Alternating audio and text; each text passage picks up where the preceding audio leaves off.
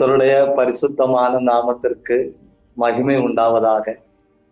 ஆசீர்வாதமான இந்த நாள் மாலை நேரத்திலேயும் நாம் ஒருமித்து உன்னதமான தேவனுடைய பாதத்துல கடந்து வரும்படி பரலோகத்தின் தேவன் தந்த நல்ல கிருபைகளுக்காக கர்த்தரை ஸ்தோத்தரிக்கிறேன். இந்த நல்ல ஊழியங்களுக்காக ஆண்டவரை மகிமைப்படுத்துகிறேன். கிடைக்கிற எல்லா வாய்ப்புகளையும் பயன்படுத்துகிற எல்லா தேவஜனங்களுக்காக ஆண்டவரை ஸ்தோத்தரிக்கிறேன். இந்த ஊழியங்களை முன்னின்று நடத்துகிற மார்டினையாவுக்காக, இன்னும் மஸ்கட்டிலிருந்து செயல்படுகிற தேவ மனிதர்களுக்காக, பல இடங்களிலிருந்து திருவசனத்தை ஆழமாய் தியானிக்கும்படி இணைந்திருக்கிற உங்கள் எல்லாருக்காக ஆண்டவரை மகிமைப்படுத்துகிறேன், உங்களை வாழ்த்துகிறேன். இந்த நாளில் லவோதிக்கேயா சபையை குறித்து நாம் கற்றுக்கொள்ள போகிறோம். லவோதிக்கேயா சபையை குறித்து கற்றுக்கொள்ள போகிறோம்.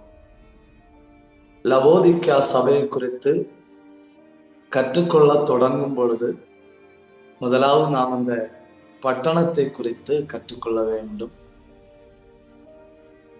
பவுல் பிரயாணம் செய்து போன பிரிகியா தேசத்திலிருந்து சில மைல் தொலைவில் இருக்கிற ஒரு பட்டணம் லவோதிக்கேயா. பவுல் பிரயாணம் செய்து போன பிரிகியா தேசத்திலிருந்து சில மைல் தொலைவில் இருக்கிற ஒரு பட்டணம் லவோதிக்கேயா. இது கொலோசே பட்டணத்துக்கும் மிக அருகில் இருந்தது. அலெக்சாண்டர் சக்கரவர்த்திக்கு பின்பு அலெக்சாண்டர் சக்கரவர்த்தியுடைய சாம்ராஜ்யம் 4ஆக பிரிந்தது. நீங்கள் அதை வரலாறுல படித்திருக்க முடியும். அந்த 4ஆக பிரிந்த அந்த சாம்ராஜ்யத்துல சிரியா என்கிற பகுதியை ஆண்டு வந்த அந்தியோக்கஸ் II என்கிற மன்னன் 250 BC கட்டின ஒரு பட்டணம் தான் லவோதிக்கேயா. அலெக்சாண்டர் த கிரேட்டனுடைய வீழ்ச்சிக்கு பின்பு அவனுடைய சாம்ராஜ்யம் 4 துண்டாக பிரிக்கப்பட்டது. அந்த 4 துண்டுல ஒரு துண்டு சிரியாவின் கீழே வந்தது. அந்த சிரியாவை ஆளுகை செய்து கொண்டிருந்த அந்தியோக்கஸ் II என்கிற மன்னன் 250 BC கட்டின பட்டணம் தான் லவோதிக்கேயா. இந்த பட்டணத்திற்கு இவ்வளவு அழகான லவோடிஷியா என்று பெயர் வருவதற்கு காரணம், இது உண்மையிலே அந்த மன்னனுடைய மனைவியின் பெயர். சிரியா தேசத்து மன்னன் ஆகிய அந்தியோக்கஸ் II மனைவியின் பெயராக்கும் லவோடிஷியா. அந்த மனைவியினுடைய பெயர் அந்த அரசன் இந்த பட்டணத்துக்கு போட்டதுனால இவ்வளவு நல்ல ஆச்சரியமான ஒரு பெயர் அந்த பட்டணத்திற்கு கிடைத்தது. ஆக அரசனுடைய மனைவியின் பெயர் லவோடிஷியா, அதே பெயர் இந்த பட்டணத்துக்கு கிடைத்தது. லவோதிக்கேயா பட்டணத்தை குறித்து நாம அறிந்து கொள்ள வேண்டிய முக்கியமான ஒரு காரியம், சபை ஆலோசனை கூட்டங்கள் நடைபெற்றது. அது வேதாகம கல்லூரிகள்ல சர்ச் கவுன்சில் அப்படின்னு சொல்லுவாங்க. முதல் சபை ஆலோசனை கூட்டம் நடந்தது எருசலேம்ல. அப்போஸ்தலர் 15ஆம் அதிகாரத்துல நாம வாசிக்க முடியும். அது கவுன்சில் அட் ஜெருசலேம் அப்படின்னு சொல்லுவாங்க. அடுத்து கவுன்சில் அட் எபசோஸ், எபசூல நடந்த ஆலோசனை கூட்டம். அப்படி 363 364 AD 363 364 AD council of Laodicea நடந்தது. 30 தலைவர்கள் ஒருமித்து கூடி அங்க வச்சுதான் New Testament canon, the canonization of the New Testament was originally done there at Laodicea. அப்படியும் அந்த பட்டணத்துக்கு ஒரு முக்கியத்துவம் உண்டு. இந்த பட்டணத்தை குறித்து நாம ஆழமாய் கற்றுக்கொள்ள விரும்பினால் 5 காரியங்களை நாம் இந்த இடத்தை குறித்து கற்றுக்கொள்ள வேண்டும். 5 காரியங்களை நாம் கற்றுக்கொள்ள வேண்டும். பிலதெல்பியாவிலிருந்து 40 மைல் தொலைவில், 40 மைல் சவுத் ஈஸ்டாக இருக்கிற ஒரு பட்டணம் லவோதிக்கேயா. பிலதெல்பியாவிலிருந்து 40 மைல் சவுத் ஈஸ்டாக இருக்கிற ஒரு பட்டணம் லவோதிக்கேயா. இந்த பட்டணத்தை குறித்து 5 காரியங்களை, to note at least 5 things about this city one by one. Number 1, it was a rich city. அன்னைக்கு இருந்த பட்டணங்களில ரிச் அப்படின்னு சொல்றதை விட it was in its superlative degree. அவ்வளவு செழிப்பின் உச்சத்துல இருந்த ஒரு பட்டணம் லவோதிக்கேயா. இரண்டாவது நாம் இந்த பட்டணத்தை குறித்து அறிந்து கொள்ள வேண்டியது, It was also a banking city. Silver coin, gold coin இதெல்லாம் லவோதிக்கா பட்டணத்துல பயன்படுத்தப்பட்டது. தங்க காசுகள், வெள்ளி காசுகள் இதெல்லாம் லவோதிக்கா பட்டணத்துல பயன்படுத்தப்பட்டது. ஆக it was both a rich city and also it was a banking city. மூணாவது ரொம்ப முக்கியமானது, it was a textile city. இது இந்த நவீன வகையான வஸ்திரங்களை வடிவமைக்கிற it was a textile city. அதிக வஸ்திர தொழிற்சாலைகள் இருந்த ஒரு பட்டணம். There is riches, there is bank, and also there is every type of clothing. எல்லா விதமான டெக்ஸ்டைல்ஸும் அங்க உள்ள வஸ்திர சாலைகள் உள்ள ஒரு பட்டணம். நான்காவது, இந்த பட்டணத்தை குறித்து நாம மிக முக்கியமாக அறிந்து கொள்ள வேண்டிய ஒரு காரியம், it was a medical city. அது ஒரு மருத்துவத்துறையில முன்னேறின ஒரு பட்டணம். அதாவது இந்த கண்ணுக்கு போடுற மருந்துக்கு கல்லூரியோன் அப்படின்னு சொல்லுவாங்க.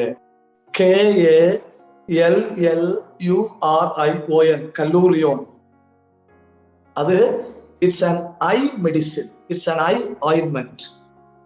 அந்த கண்ணுக்கு போடுகிற அந்த கண் சம்பந்தமான வியாதிக்கான மருந்த கண்டுபிடிச்சதும் லவோதிக்காவுல தான், அதை உற்பத்தி பண்ணுகிறதும் லவோதிக்காவுல தான். So it was both producing and selling. அங்கே அந்த கல்லூரியோன்கிற கண்ணுக்கான மருந்து உற்பத்தி செய்யப்படுகிறது, விற்கப்படுகிறது. So it was a medical city.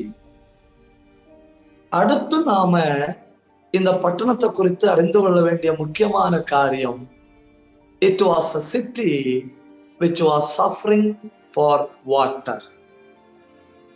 அன்னைக்குள்ள பட்டணங்களில தண்ணீர் பிரச்சனை அதிகமாய் அனுபவித்த பட்டணம் இந்த பட்டணம். அடுத்து இந்த பட்டணத்தை அறிந்து கொள்ள வேண்டியது, there was a hot stream in the city. அதுக்கு வெப்ப நீரூற்றுன்னு சொல்லுவாங்க. அப்படி ஒரு வெப்ப நீரூற்று உள்ள பட்டணம் இந்த பட்டணம். இங்க ஒரு நீரூற்று உண்டு, அந்த நீரூற்றுல வெப்பம் உள்ள தண்ணீர் வந்து கொண்டிருக்கு. இப்படி சில முக்கியத்துவங்களை உள்ளடக்குன. அப்போ it was a rich city, அது ஒரு செழிப்பான பட்டணம். It was a banking city, தங்க நாணயங்களும் வெள்ளி நாணயங்களும் பயன்படுத்தப்பட்ட ஒரு பட்டணம். It was a textile city, வஸ்திர வடிவமைப்புகளும் சாலைகளும் வஸ்திர சாலைகளும் மிகுந்திருந்த ஒரு பட்டணம். அடுத்து இந்த பட்டணத்தோட முக்கியத்துவம், கண்ணுக்கு தேவையான மெடிசின், ஐ மெடிசின், கல்லூரியோன் அப்படிங்கிற அந்த கண் வைத்தியத்துக்கு பயன்படுத்துகிற மருந்து கண்டுபிடித்து உபயோகித்து பல நாடுகளுக்கு அனுப்பி விடுகிற ஒரு உயர்ந்த ஸ்தானத்துல இருந்த பட்டணம். இந்த பட்டணத்துடைய பிரச்சனை என்ன? இங்க வாட்டர் ப்ராப்ளம். அந்த பட்டணத்துல தண்ணீர் பிரச்சனை உண்டு. அப்படி தண்ணீர் பிரச்சனை இருக்கும்போதே அங்க ஒரு ஊற்று கண் உண்டு. There is a stream there, but the problem is it was hot stream. அது ஒரு சுடு வெப்பம், சூடான தண்ணி கடந்து வருகிற ஒரு ஊற்றுள்ள ஒரு பட்டணம். இவ்வளவு பிரச்சனைகள் இங்க இருக்கிறதுனால அந்த பட்டணத்திற்கு அந்த பக்கத்து பட்டணத்திலிருந்து குழாய்களை போட்டு இங்க தண்ணியை கொண்டு வருவாங்க. அதுவும் அன்னைக்குள்ள உலகத்துல உள்ள ஒரு டெவலப்மெண்ட் ஆகும். தண்ணிய குழாய் வழி அன்னைக்கு கொண்டு வந்தது இந்த பட்டணத்திற்கு. உள்ள தண்ணி பிரச்சனை இருக்கிறதுனால water was brought here from outside, வெளியே இருந்து உள்ளுக்குள்ள தண்ணியை கொண்டு வந்த பட்டணம். அன்னைக்குள்ள உலகத்துல இது அறியப்பட்ட பட்டணம். புதை பொருள் ஆராய்ச்சியாளர்கள் லவோதிக்கா பட்டணம் அது இருந்த இடத்தை கண்டுபிடிச்சாங்க. இன்னைக்கு அந்த பட்டணத்தினுடைய பெயர் நீங்க அப்படியே எழுதிக்கணும், DENIZLI,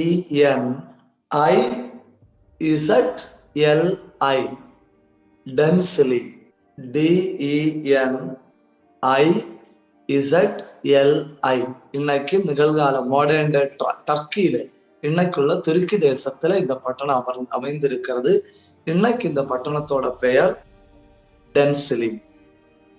இனி அந்த பட்டணத்துல உள்ள ஊழியத்தை ஸ்தாபித்தது யார்? லவோதிக்கா பட்டணத்தில் உள்ள ஊழியத்தை ஸ்தாபித்தது யார்? How was the church at Laodicea established? 1-2 வசனங்களை நாம் வேதத்திலிருந்து வாசிக்கலாம்.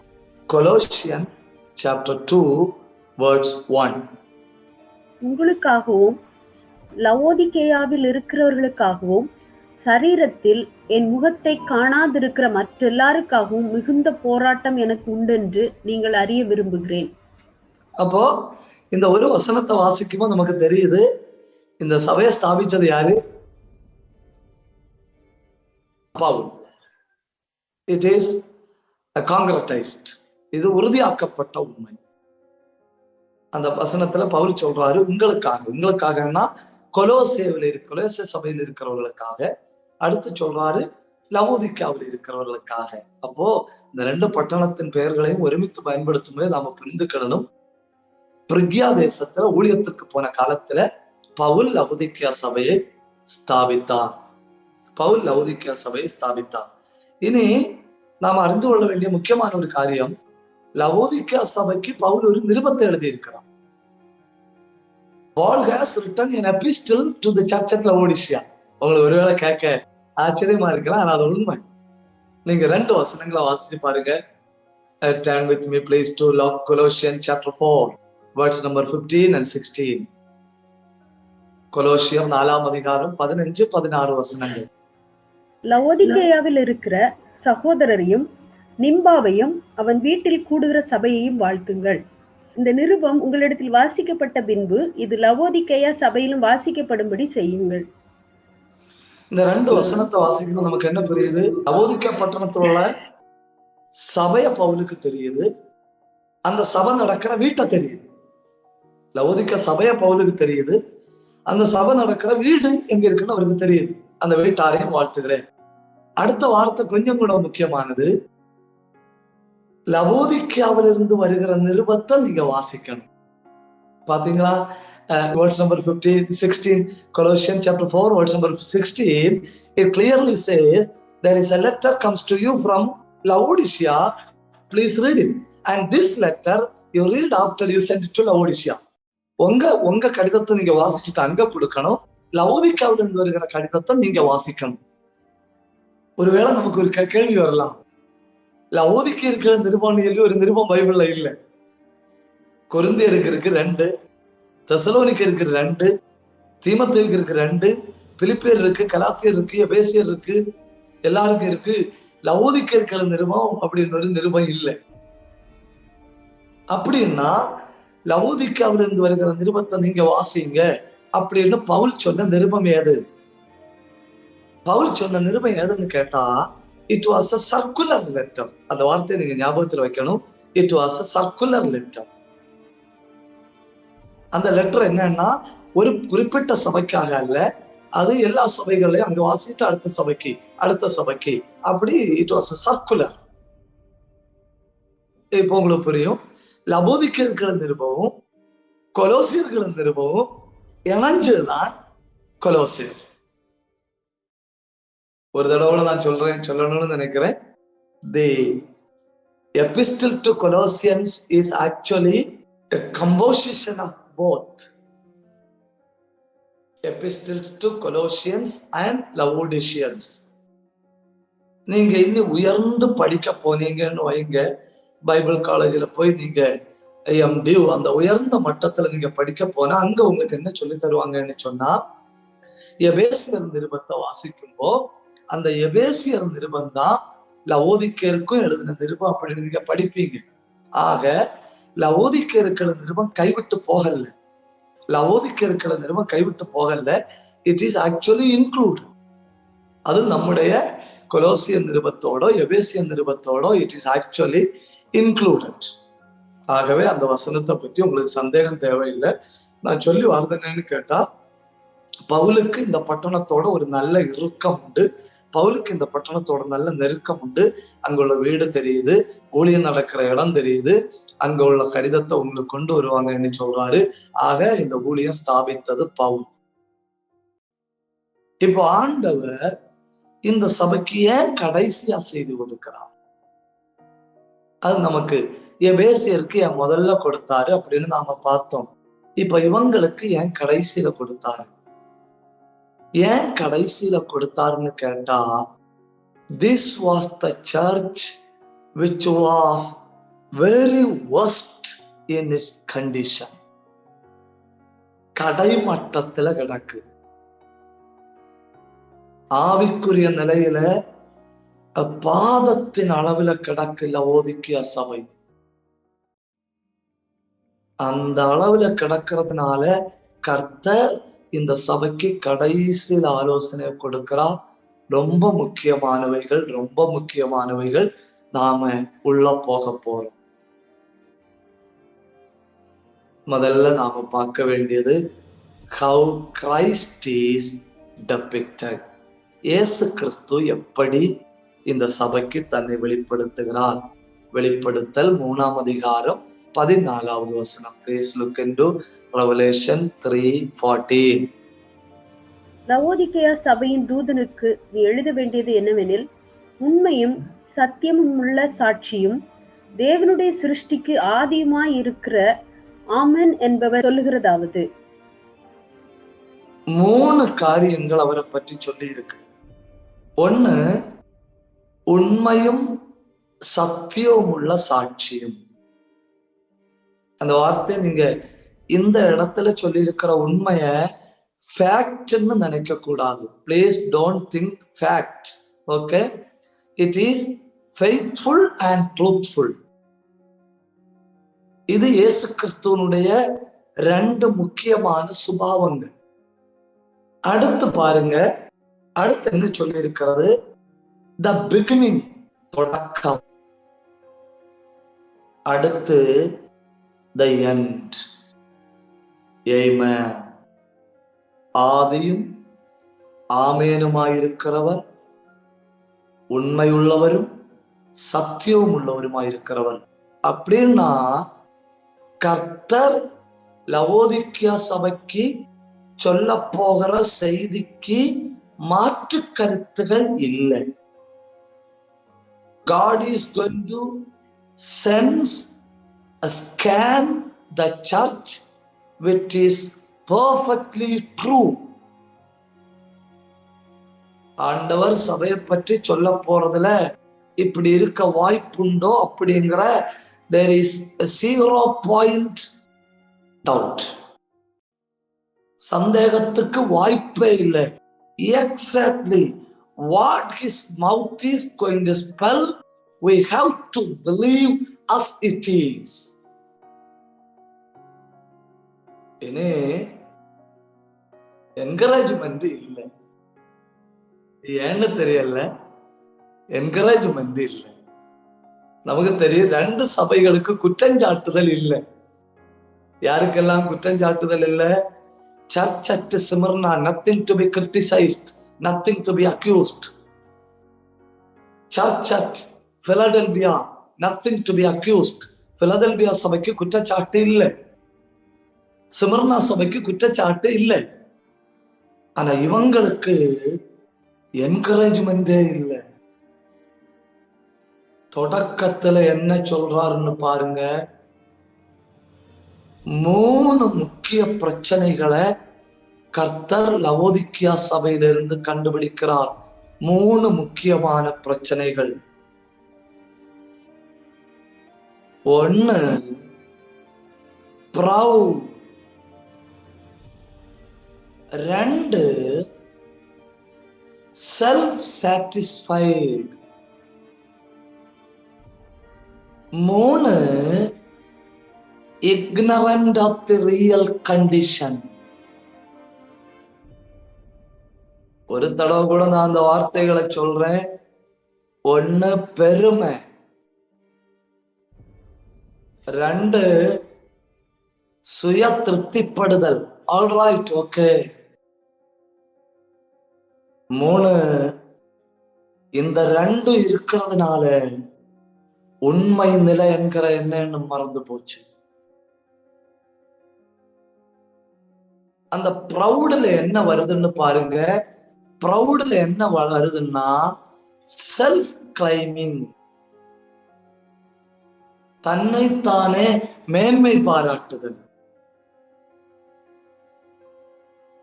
அப்போ இதாக்கும் அவங்களுடைய பிரச்சனை. ஒன்னு ப்ரவுட், ரெண்டு செல்ஃப் சாட்டிஸ்ஃபைட், மூணு ignorant of the real state. இனி கர்த்தர் நேர இவங்களை எடுத்து சர்ஜரி ரூம்ல கொண்டு போடுறாரு. Laodicea church at the intensive care unit அங்க கொண்டு போட்டுட்டு 7 காரியத்தை ஆண்டவர் சொல்றாரு. 7 காரியம். நிகழ்கால உலகத்திற்கு காந்திஜி அவர்கள் 7 காரியங்களை சொல்லி கொடுத்தாங்க. Greatest 7 sins. இந்த உலகத்தின் 7 மிகப்பெரிய பாவங்கள் என்ன அப்படின்னு காந்திஜி அவர்கள் சொன்னாங்க. 7 great sins by Mahatma Gandhiji. Number 1, wealth without work. நான் தமிழ்ல மொழிபெயர்க்கிறேன், சரியா இருக்கான்னு எனக்கு தெரியாது. உழைப்பற்ற செழிப்பு, உழைப்பற்ற செல்வம் மிகப்பெரிய சின். 2, pleasure without conscious. மனசாட்சியற்ற சுகபோகம்.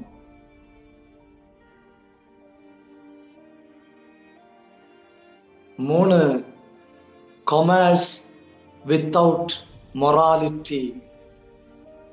தர்மமில்லாத வியாபாரம், தார்மீகமற்ற வியாபாரம். commerce without morality. 4, science without humanity. மனிதத்தன்மை இல்லாத விஞ்ஞானம். 5, knowledge without character. சுபாவம் இல்லாத அறிவு. 6, politics without principles. கொள்கை இல்லாத அரசியல்.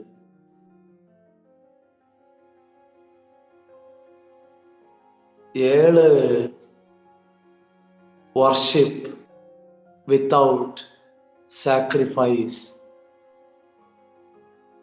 தியாகமில்லாத ஆராதனை.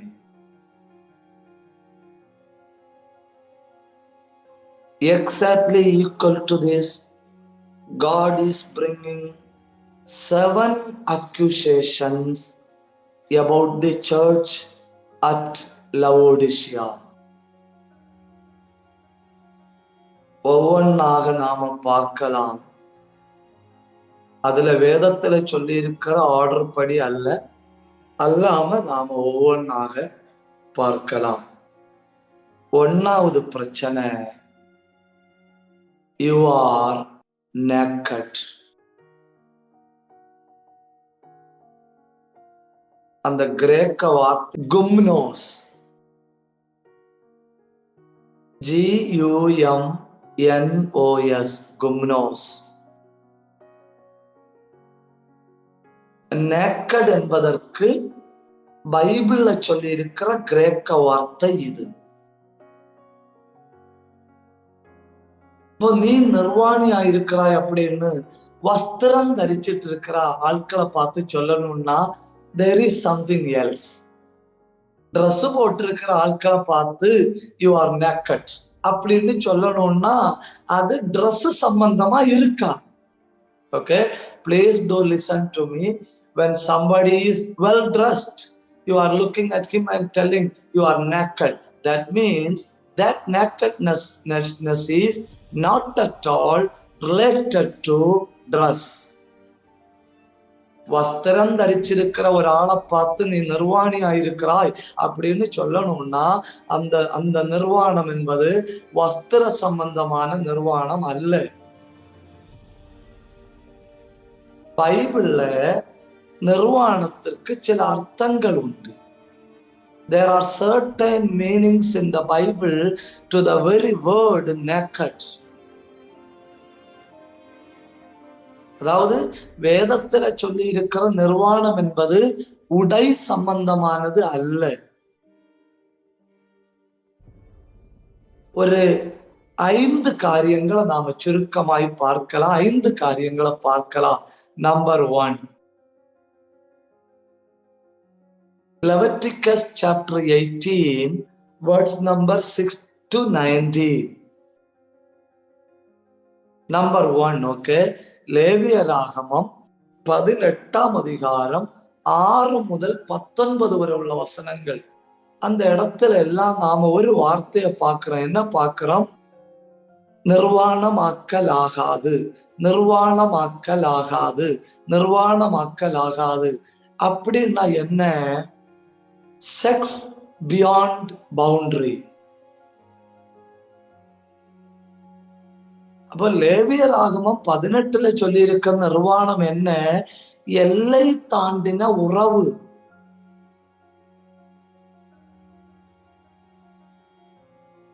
there is a Spanish proverb. Spanish நாட்டுல ஒரு பழமொழி உண்டு. He who loves one woman loves them all. He who loves many women loves none.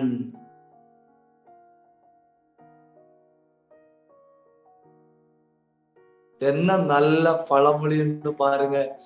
He who loves many women loves none. He who loves one woman loves them all. பல பெண்மணிகளை நேசிக்கிறவன் யாரையும் நேசிக்கவில்லை. ஒரு பெண்மணியை நேசிக்கிறவன் எல்லாரையும் நேசிக்கிறான். சோ நேக்கட்னஸ் அப்படிங்கிறது லேவியராகமத்தை பொறுத்தவரை என்ன? Illegal touch. சட்டத்துக்கு புறம்பான தொடுதல். அதாக்கும் லேவியராகமம் 18ஆம் அதிகாரத்தை பொறுத்தவரை நிர்வாணம் என்பது. So meaning number 1, nakedness is sex without boundaries. 2, Exodus chapter number 32 verse number 24 and 25. யாத்திரையாகமம் 32ஆம் அதிகாரம் 24, 25.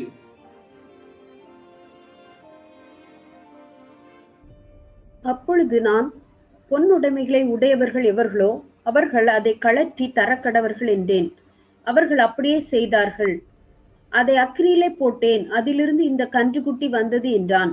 ஜனங்கள் தங்கள் பகைவருக்குள் அவமானப்படத்தக்கதாக ஆரோன் அவர்களை நிர்வாணமாக்கி இருந்தான். அவர்கள் நிர்வாணமாக்கி இருக்கிறதை மோசே கண்டு. பாத்தீங்களா? நீங்க 2 வசனங்களை பாத்தீங்களா?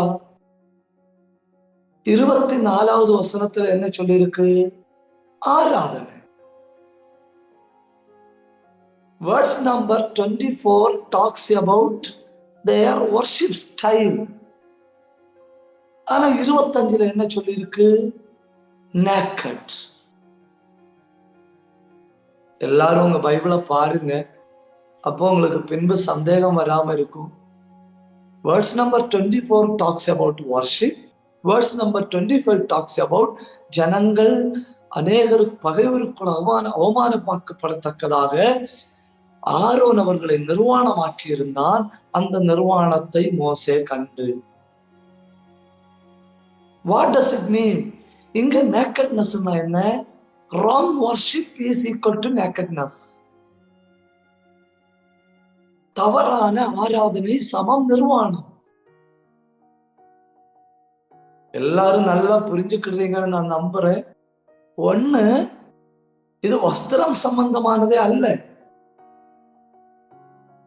1 என்ன? கிராசிங் த பவுண்டரி. 2 என்ன? ஆராதனை முறை மாறுது, தவறான ஆராதனை. When your worship is wrong, God says you are naked.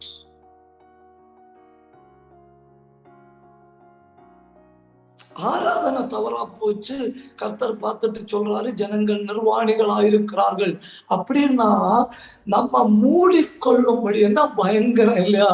நம்ம மூடிக்கொள்ளும்படி ஆண்டவர் நமக்கு தந்திருக்கிற வஸ்திரமாக்கும் ஆராதனை.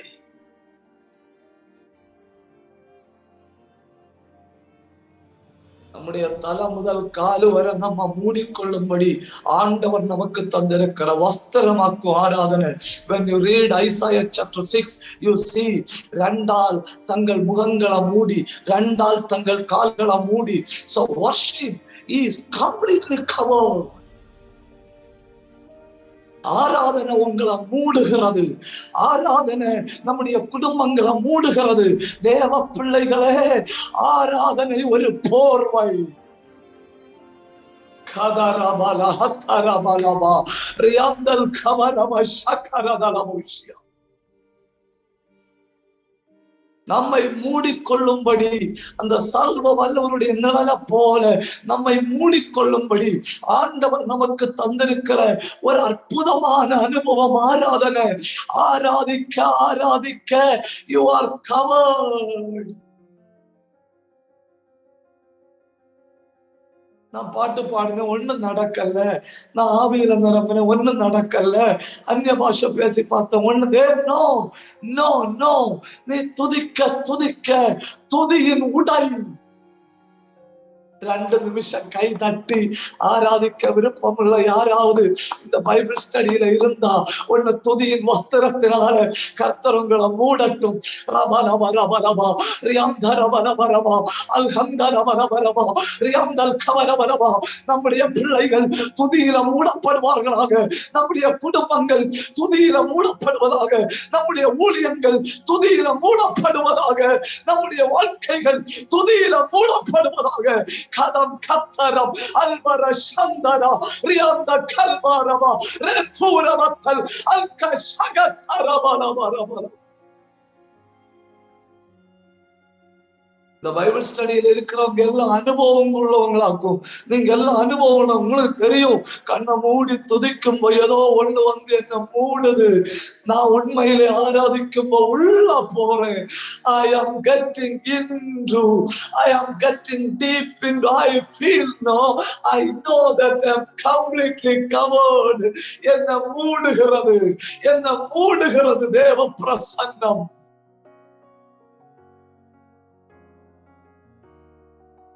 What is worship? Worship is a Christ covering. எல்லாருக்கும் இது புரிஞ்சுக்கணும். தயவு செய்து நீங்க புரிஞ்சுக்கிடணும். நான் 2 கை தட்டினேன், ஒண்ணும் நடக்கல. நான் நல்லா துதிச்சேன், இடுப்பு வலி மாறல. நான் ஆராய்ச்சி பார்த்தேன், கழுத்து வலி மாறல அப்படின்னு நினைச்சு don't underestimate this precious thing.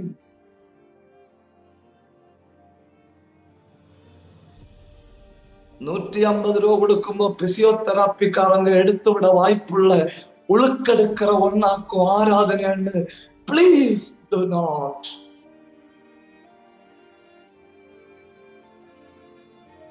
It goes beyond இல்ல, it goes far beyond. நான் துதிக்க துதிக்க நான் மூடப்படுறேன்.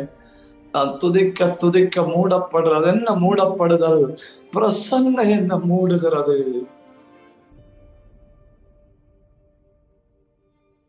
நீ நிர்வாணி அப்படின்னு சொல்லி சபைய பார்த்து சொல்லணும்னா நான் வியாக்கியானம் பண்ணாமலே உங்களுக்கு புரியுதுன்னு நினைக்கிறேன். When the system it completely collapsed. ஆராதனை முறை மொத்தத்தில் அஸ்திவாரத்தோட உடைஞ்சு போய் கிடக்கும்போ ஆண்டவர்களை பார்த்து சொல்றாரு, see, you are naked. நீ நிர்வாணி. எது போச்சு?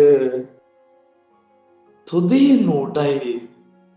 The dress or the cloth or the cover or the garment of worship. இனி மூணாவது நிர்வாணம் என்கிற வார்த்தை எதை காட்டுதுன்னு பாருங்க. Hosea chapter 2 words number 3 and 9. இல்லாவிட்டால் நான் அவளை நிர்வாணமாக உரிந்து அவள் பிறந்த நாளில் இருந்த வண்ணமாக அவளை நிறுத்தி அவளை அந்தர வெளியைப் போல் ஆக்கி அவளை வறண்ட பூமியைப் போல் விட்டு அவளை தாகத்தால் சாக பண்ணுவேன். 9வது வசனம். ஆதலால் நான் என் தானியத்தை அதன் காலத்திலும் என் திராட்சரசத்தை அதன் காலத்திலும் திரும்ப எடுத்துக்கொண்டு அவளுடைய நிர்வாணத்தை மூடுகிறதற்கு நான் கொடுத்திருந்த ஆட்டு மயிரையும் சணலையும் திரும்ப பிடுங்கிக் கொள்ளுவேன். இங்க பாத்தீங்களா, வஸ்திரத்தை கொடுத்தது யாருன்னு சொல்றாரு. அவள் மூடும்படி நான் கொடுத்த வஸ்திரம். பாத்தீங்களா, அவள் மூடும்படி நான் கொடுத்த வஸ்திரம். அப்படின்னா இந்த ட்ரெஸ்ஸ கொடுத்தது ஆண்டவர்.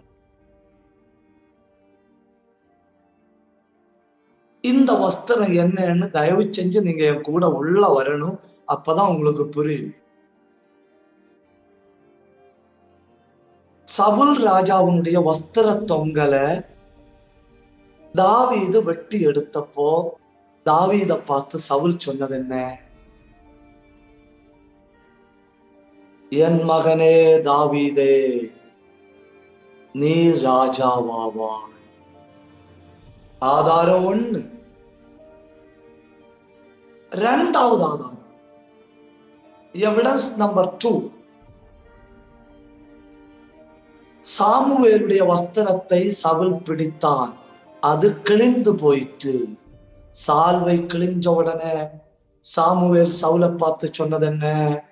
Your kingdom is gone. Evidence 3. அகியா தீர்க்கதரிசி யெரொபெயாமை பார்த்து சொல்றாரு, 10 துண்டை எடுத்துக்கொள்.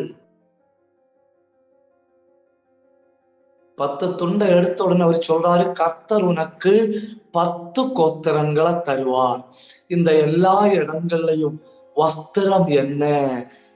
வஸ்திரம் சமம் பிராமிஸ். வஸ்திரத்தின் தொங்கலை வெட்டின உடனே நீங்க புரிந்து கொள்ளும்படி ஒருவேளை ஸ்பீடா இருக்குன்னு நினைச்சா நான் ஒரு தடவை கூட சொல்றேன். வஸ்திரத்தின் தொங்கலை வெட்டி தாவீது எடுத்த உடனே சவுல் தாவீதை பார்த்து சொன்னது, என் மகனே நீ ராஜாவாவாய். சவுல் சாமுவேலுடைய சால்வையை கிழிச்செடுத்தப்போ சாமுவேல் சவுலை பார்த்து சொல்றாரு, ராஜ்யம் கிழிஞ்சு போச்சு. அகியா தீர்க்கதரிசி யெரொபெயாமை பார்த்து சொல்றாரு, 10 துண்டை எடுத்துக்கோ. அப்படின்னா என்ன? 10 கோத்திரங்கள் உனக்கு வரப்போகுது. இஸ்ரவேல் ஜனத்தை பார்த்து ஆண்டவர் ஓசியா 2 சொல்றாரு, நான் உனக்கு மூடும்படி தந்த வஸ்திரத்தை திரும்ப எடுப்பேன். எல்லா இடங்கள்லயும் என்ன? வஸ்திரம் அப்படிங்கிறது இந்த எல்லா இடங்கள்லயும் தேவனிடத்தில் இருந்து வருகிற வாக்கு தத்தம். A direct message from God. முக்கியமா a nation,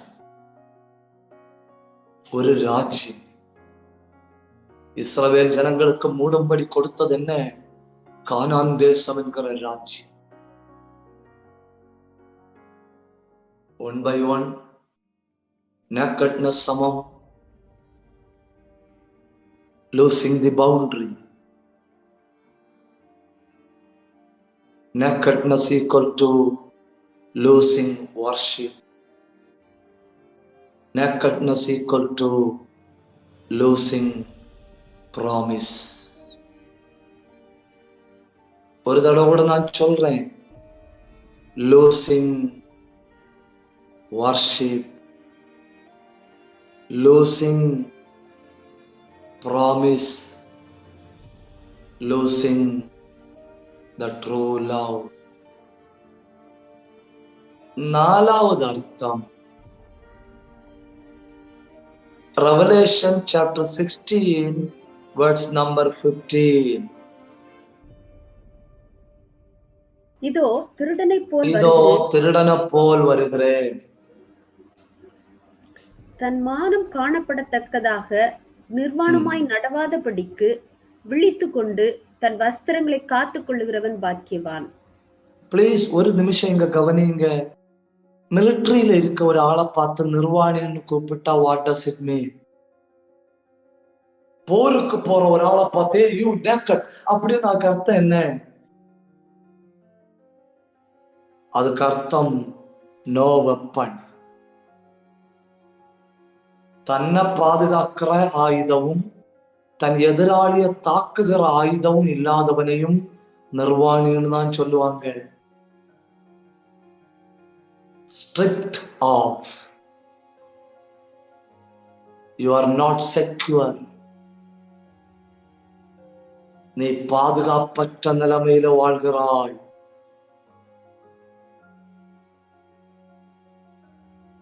அடுத்த அர்த்தம், ஐந்தாவது அர்த்தம் நிர்வாணின்னா worst in character.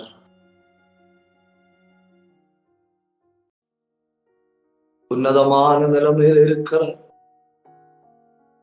நாங்கள் ஆத்மீகர்களா இருக்கிறோம், we are all right அப்படின்னு நினைத்து கொண்டிருக்கிற சபையை பார்த்து தம்முடைய தெய்வீக ஸ்கேனிங்ல, தெய்வீக சென்சார்ல ஆண்டவர் பார்த்துட்டு சொல்றாரு, a basically you are wrong, fundamentally you are wrong.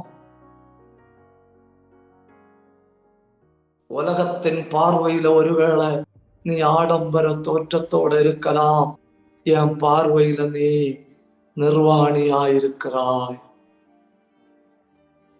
என்ன கொடுமை இல்லையா? எல்லாரும் தயவு செஞ்சு புரிஞ்சுக்கிடணும். நான் ரொம்ப காரியங்களை இன்னைக்கு சொல்லி தரலன்னா கூட நான் சொல்லுகிற சின்ன காரியங்களை தயவா புரிந்து கொள்ளணும். ஒருவேளை தேவ பார்வையில நாம கூட நிர்வாணிகளாயிருக்க வாய்ப்புண்டு. Maybe don't take it as a threatening, okay? Maybe ஒருவேளை நானும் எப்போ ஒரு மனுஷன் ஆண்டவர் நிர்வாணின்னு சொல்றாரு, ஆவிக்குரிய உலகத்துல வாழ்கிற சபைக்குள்ள இருக்கிற நிருபங்களை வாசித்த, பவுல் எழுதினவைகளை வாசித்த, பவுலின் கால அனல பெற்ற, பவுலின் கால அபிஷேகத்துல நனைஞ்ச ஒரு சபையை பார்த்து நிர்வாணின்னு சொல்லுகிறாருன்னா எவைகள் காரணமா இருக்கும்? ஒருவேளை உறவுகள் தவறி போயிருக்கலாம், ஒருவேளை ஆராதனை தவறி போயிருக்கலாம், ஒருவேளை வாக்கு தத்தங்களை இழந்து போயிருக்கலாம், ஒருவேளை ஆவிக்குரிய ஆயுதங்களை இழந்து போயிருக்கலாம், ஒருவேளை ரட்சிப்பின் வஸ்திரம், நீதியின் வஸ்திரம் என்கிற அந்த கேரக்டரை இழந்து போயிருக்கலாம். ஒரு தடவை கூட நான் சொல்றேன்னு சொல்லி please don't take it as wrong, please to understand me. Nakedness is never related to the garment of you and I. Never. But it goes beyond. அதுக்கு மேல போகுது. மேல போய் துதியின் வஸ்திரத்தை இழந்து போக வாய்ப்புண்டு, வாய்ப்புண்டு, வாய்ப்புண்டு. உறவின் வஸ்திரத்தை இழந்து போக வாய்ப்புண்டு, வாய்ப்புண்டு, வாய்ப்புண்டு. ரட்சிப்பின், துதியின், ஆராதனையின், தேவ நீதியின் வஸ்திரமாகிய சுபாவத்தை இழந்து போக வாய்ப்புண்டு. வாக்கு தத்தமாகிய வஸ்திரத்தை இழந்து போக வாய்ப்புண்டு. ஆண்டவர் நமக்கு தந்திருக்கிற ஆவிக்குரிய ஆயுதங்களாக நம்மை காக்கவும் எதிராளியை அழிக்கவும், அந்த வார்த்தை ஒரு தடவை கூட நம்மை காக்கவும் எதிராளி அழிக்கவும் மூடிக்கொள்ளும்படி தந்திருக்கிற ஆவிக்குரிய ஆயுதங்களாகிய வஸ்திரத்தை இழந்து போக வாய்ப்புண்டு. இது எந்த மனுஷ பார்வையிலையும் நாம நிர்வாணியா தோன்றுவதில்லை. ஆராதனை இழந்து போனதுனால நாம் மனுஷ பார்வையில நிர்வாணியா தோன்றுவதில்லை. உறவுகளை இழந்து போனதுனால நாம் மனுஷ பார்வையில நிர்வாணியா தோன்றுவது இல்லை. இல்ல இல்ல வாக்கு தத்தத்தை இழந்து போனதுனால நாம் மனுஷ பார்வையில நிர்வாணியா தோன்றுவது இல்லை. சால்வேஷனையோ ரைச்சஸ்னஸையோ ப்ராமிஸையோ இழந்து போனதுனால I will never be naked in the presence of some human being. என் ஆயுதங்களையும் என்ன பாதுகாக்க வேண்டிய வஸ்திரத்தையும் எதிரிய தாக்க வேண்டிய ஆயுதத்தையும் நான் இழந்து போனதுனால நான் உலக பார்வையில நிர்வாணியா இருக்க வேண்டியதில்லை. But in the sight of God, தேவ பார்வையில நீங்கள், தேவ பார்வையில நான் ஒருவேளை the basic problem, the fundamental error of the church at Laodicea, they have lost the thing that God gave them to cover up. கர்த்தர் மூடிக்கொள்ளும்படி கொடுத்ததை இழந்து போனார்கள். ஒரே ஒரு நிமிஷம் உட்கார்ந்து இருக்கிற இடத்துல கண்ணை மூடலாமா? நாம ஒரு 5 நிமிஷம் ஜெபிக்க போறோம். தயவு செஞ்சு 5 நிமிஷம் ஜெபிக்க போறோம். உட்கார்ந்து இருக்கிற இடத்துல கதறி ஜெபியுங்க. ஆராதனையினால் என்ன மூடும் ஆண்டவரே, அபிஷேகத்தினால் என்ன மூடும் ஆண்டவரே, வாக்கு தத்தங்கள்னால் என்ன மூடும் ஆண்டவரே, உம்முடைய கிருபையினால் என்ன மூடும் ஆண்டவரே. ஒரு ஆளு கூட மௌனமா இருக்க கூடாது. Come on, let everybody join together in prayer. நாம ஒருமித்து ஜெபித்தா நம்முடைய நிலைமைகள் ஆண்டவர் மாற்ற வல்லவர். உங்க நிலைமை மாறுகிறது, உங்க ஆவிக்குரிய நிலை உயர்த்தப்படுகிறது, உங்க தரத்தை ஆண்டவர் உயர்த்துகிறார். கதரபல ஹத்தரபலமா ரியாந்தரபலமா சத்தரபலமா ரீஹந்தல் கபரபலமா. சகோதரர்களே, சகோதரிகளே, சாத்தான் நம்மளை அவமானப்படுத்த பார்க்கிறான், சாத்தான் நம்மளை கேவலப்படுத்த பார்க்கிறான்.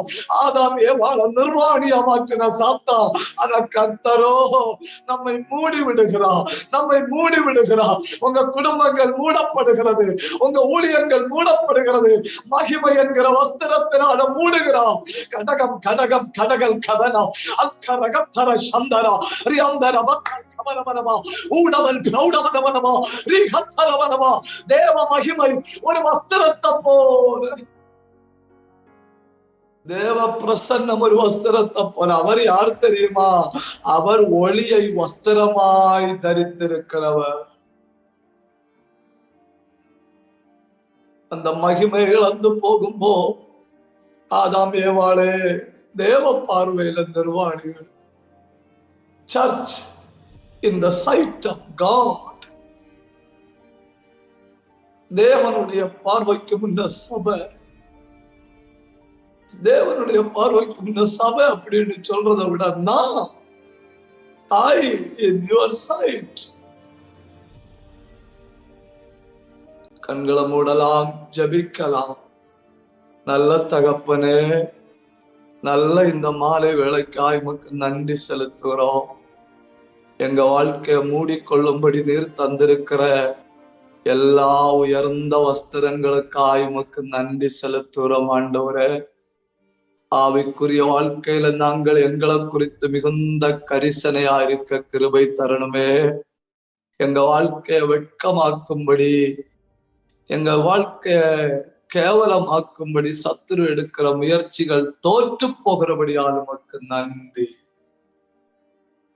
கேட்டுக்கொண்டிருக்கிற எல்லாரையும் துதியின் வஸ்திரத்தினால மூடுவீராக, தேவ பிரசன்னத்தின் வஸ்திரத்தினால மூடுவீராக, தேவ மகிமையின் வஸ்திரத்தினால மூடுவீராக. எங்களை தற்காத்து கொள்ளவும் எதிரியை தாக்கவும் எங்கள் அபிஷேகத்தினால் மூடி இருக்கிறபடியால் உமக்கு நன்றி. மாற்றினையாவுக்காய் ஸ்தோத்திரம். மஸ்கற்றுள்ள தேவ பிள்ளைகளுக்காய் ஸ்தோத்திரம். பல நாடுகள்ல இணைந்திருக்கிற எல்லாருக்காய் ஸ்தோத்திரம். இந்த இடத்தை விட்டு நாங்க எழும்பி போனாலும் உடைய ஜீவனுள்ள வசனங்கள் எங்களுக்குள்ள கிரியை செய்யணும் அப்பா. எங்களை தாழ்த்தி உடைய நல்ல கரங்கள்ல தருகிறோம். ஜபத்தை கேட்டபடியா நமக்கு நன்றி செலுத்தி அடுத்த ஒரு ஆராதல ஒருமித்து காண்கிற கிருபைக்குள்ள மூட வேண்டும் என இயேசு நாமத்தில் ஜெபிக்கிறோம் நல்ல பிதாவே.